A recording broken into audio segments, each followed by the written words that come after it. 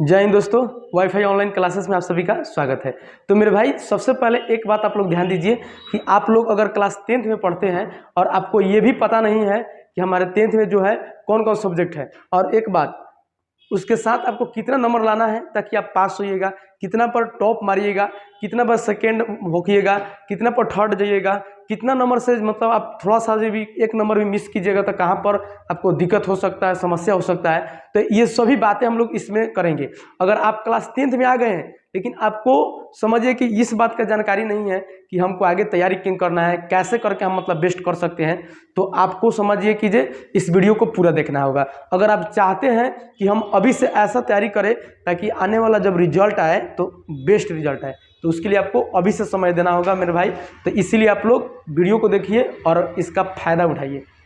देखिए, यहाँ पर तो हम क्लास 10th सिलेबस लिखे हैं, A to Z बातें, यानी जितना भी बात होगा आपको क्या क्या केयर करना है, कैसे सावधानी बरतना है, सब बात हम बोलेंगे। और अभी हम एक बात बताएंगे, ये विशेषकर अभी हम जो सिलेबस बताएंगे बिहार बोर्ड का, अर्थात कहने का मतलब कहीं ना कहीं 70 तो सेम है, 6 गो सब्जेक्ट पढ़ना है तो 6 तो 70 सेम ही है। अब रह गया बात कि बिहार बोर्ड का जो पैटर्न, इसलिए हम बोल दिए ताकि बहुत ऐसे बच्चे होंगे जो यूपी से हो, झारखंड मतलब अदर स्टेट से होंगे, तो वे लोग को मतलब कन्फ्यूजन हो जाए। लेकिन मेरे भाई आप बने रहिए, सभी लोग का पढ़ाई का तरीका एक ही है, टेक्निक एक ही है।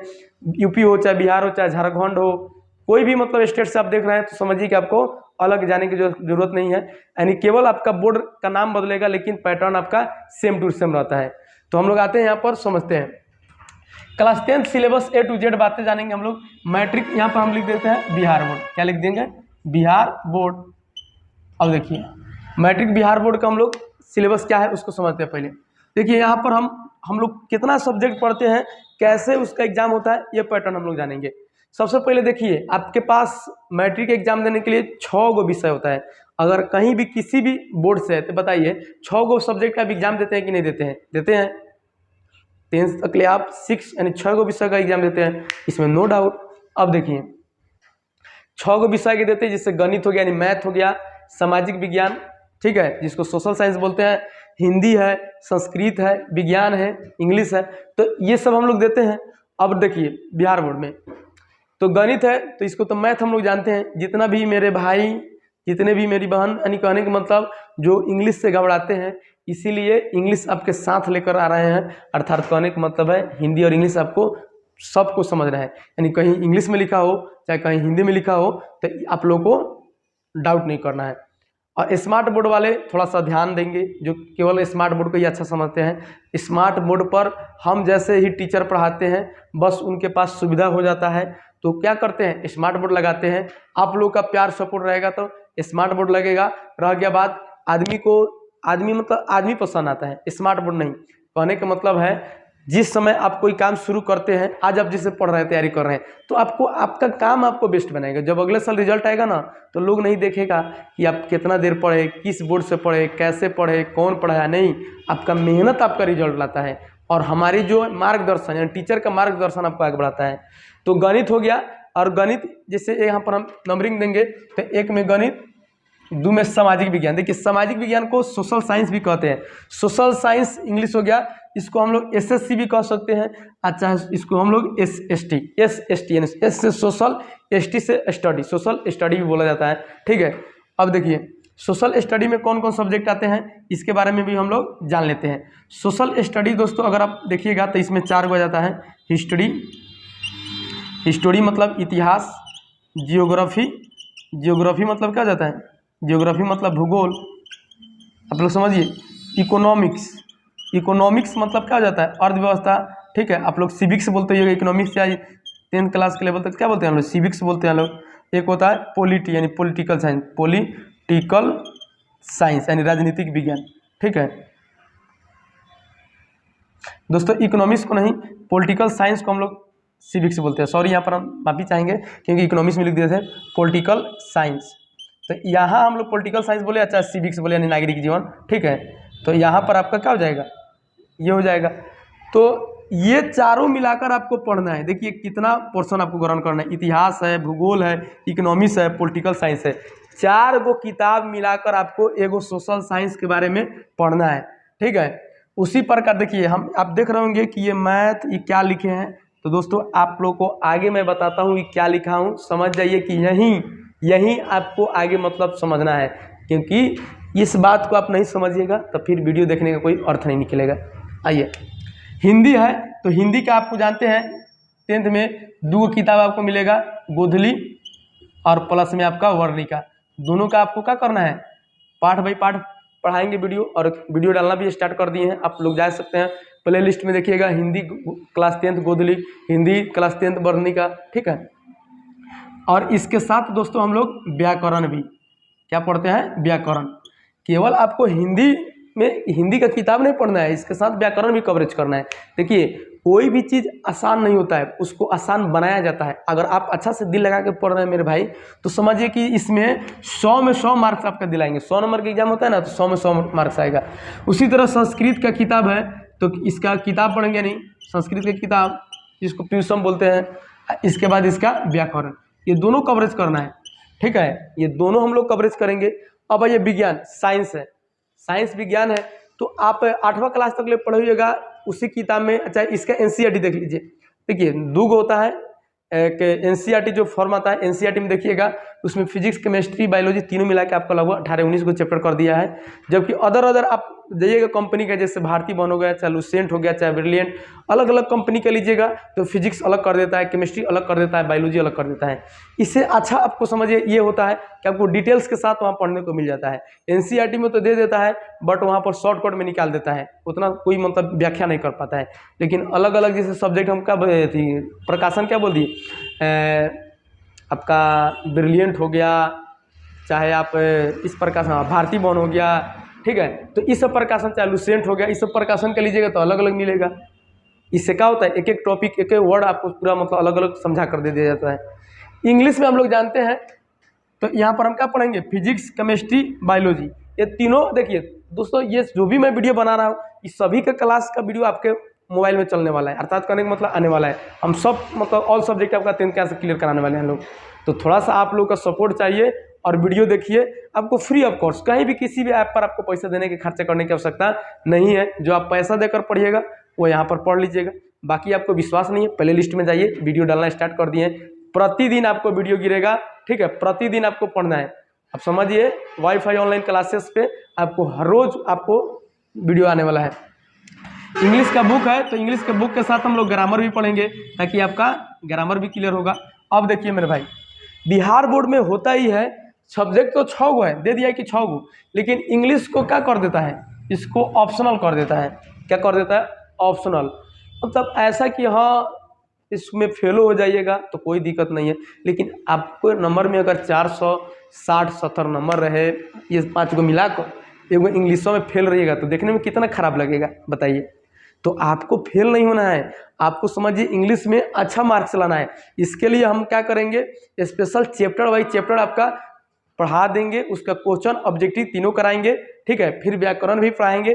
इससे क्या होगा, आप जब बैठिएगा एग्जाम देने ना, तो समझिए कि जो धुआं उड़ाइएगा इंग्लिश में भी।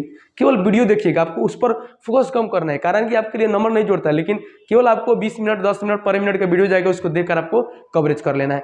अब आइए हम लोग इसका काम करते हैं। देखिए दोस्तों, एग्जाम जो मैथ का होता है 100 मार्क्स का होता है, कॉमर्स का होता है 100 मार्क्स का। उस साइंस का जो एग्जाम होता है परीक्षा 80 नंबर का होता है।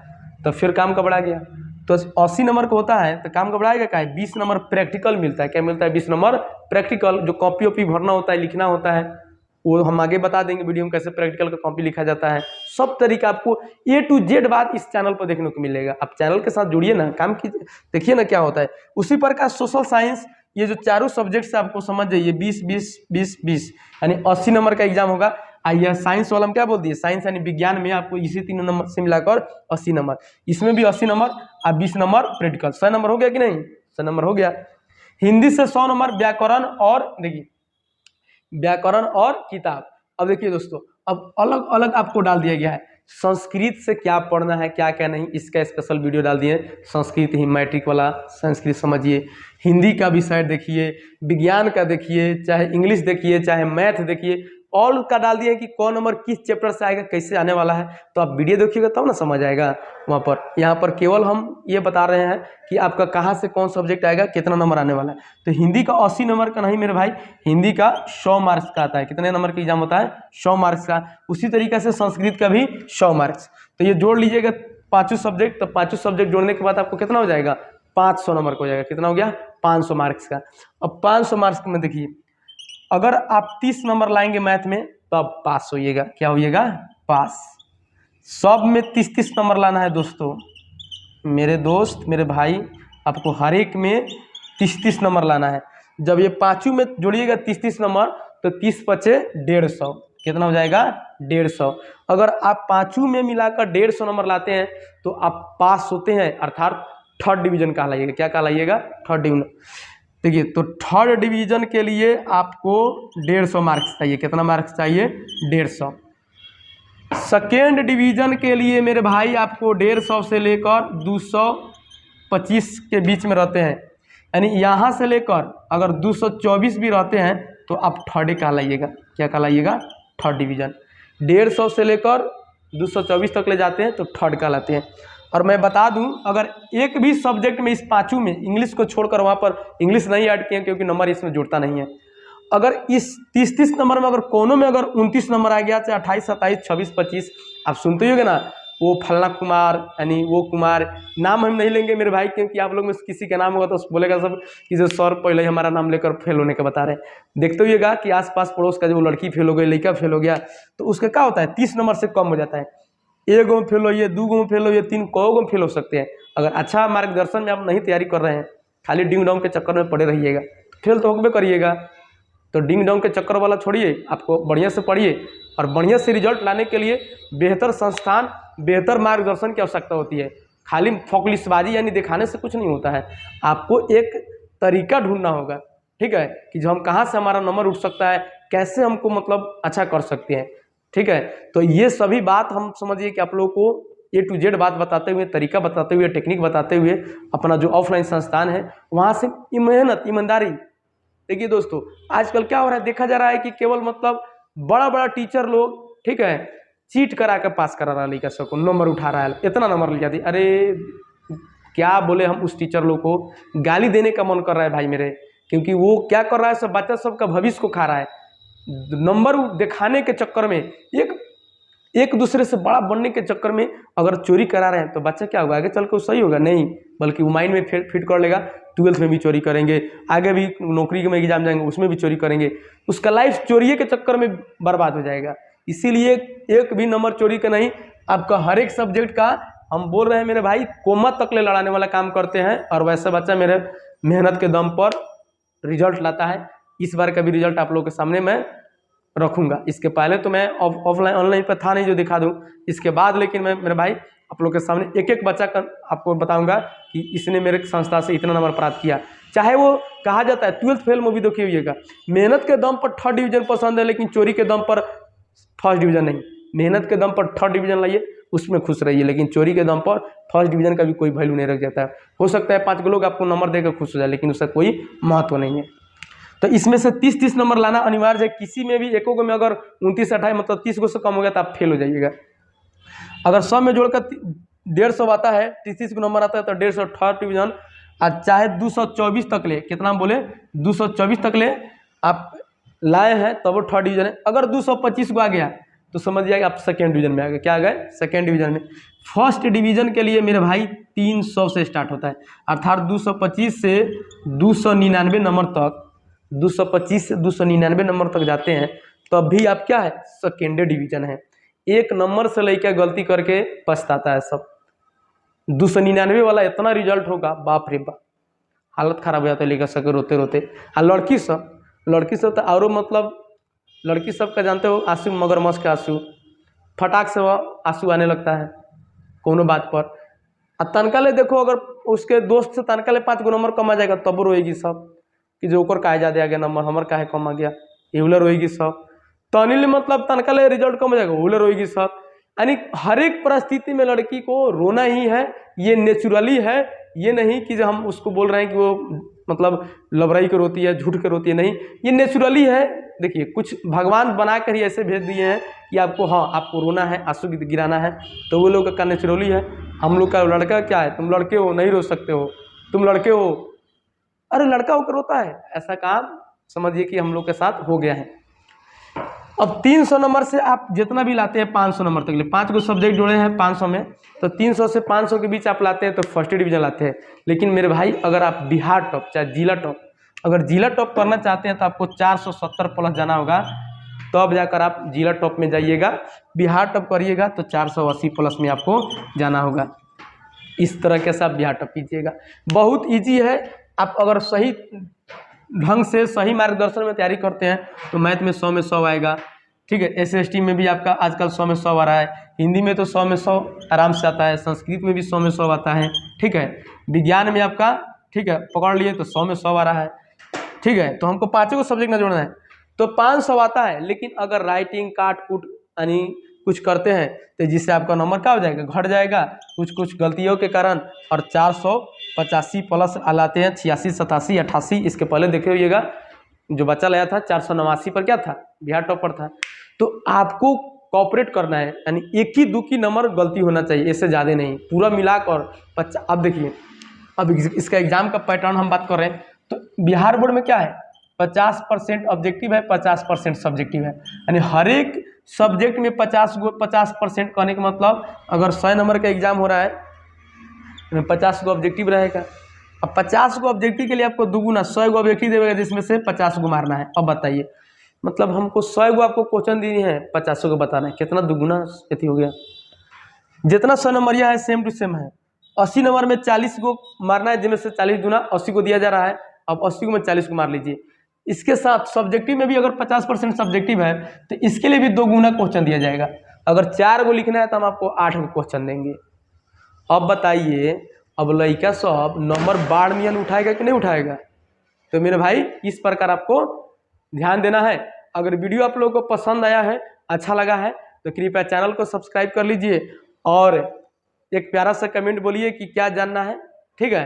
तो मिलते हैं अगले वीडियो में, तब तक थैंक यू, धन्यवाद।